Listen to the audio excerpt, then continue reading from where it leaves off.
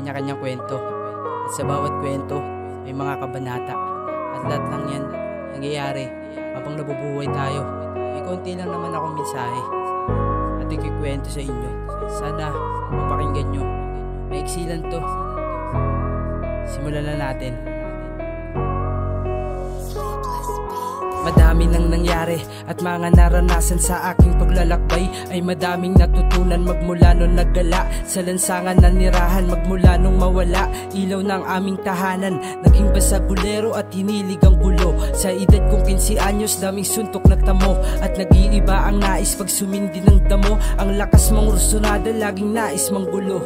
Ngunit ang pananaw ay bigla ang nagbabago. Kung dati laging gala, puro bisyo at maloko, ngayon ay mag-isa ng tumuto dun sa kwarto habang sinasabayan mga awit na nilikha ko. Ang hirap tanggapin, kailangan nating tumanda, pero di mo mapipigil at walang magagawa. Sa bibig mo manggagaling ang payo at salita. Sa tuwing pagsasabihan mo, batang munti kang madapa.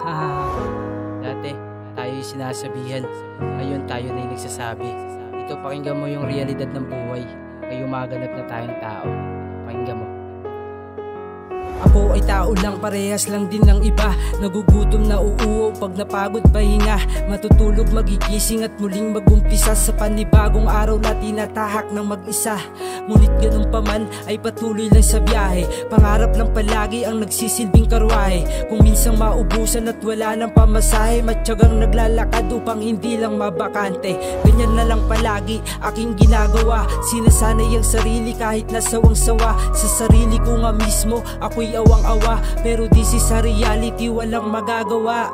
Kaya gawin mo lang ang dapat mong gawin. Natural lang na lumuha kung nasasaktan na rin, pero di dapat sumukot, huwag matakot harapin. Bawat bukas ay may pagsubok na kailangang tanggapin. Isa lang naman yung nais kong mangyari. Sana maabot niyo yung mensaheng nais kong iparating, dahil hindi lang to basta kwento o salita. Para sa inyo to. Ito ang huling yugto nitong aking awitin. Sana'y iyong mabatid kung anong ibig sabihin at ang nais pahatid ng mensahe ko tawitin. At kung bakit ganito, tila ba huling habilin. Ako'y hindi perpekto, madami ding mali. Masamay aking hinalo sa mabuti na gawi. Madalas na malungkot at may kahalong pigate. Sa tuwing makukonsensya na sa aking magagawang mali. Ito ay ginawa ko hindi para mahugasan. Ang aking pagkatao ay di ko binibihisan. Ito ay ginawa ko ng maaga mong malaman na mali di matatama ng isa pang kamalian. Kaya ko to nasabi dahil sa danas ko na. Huwag pilitin na sumingit para lamang mauna. Dapat dahan-dahan lang nang di masagi ng iba. Lahat ng pilay umuusad kaya di laging huli ka.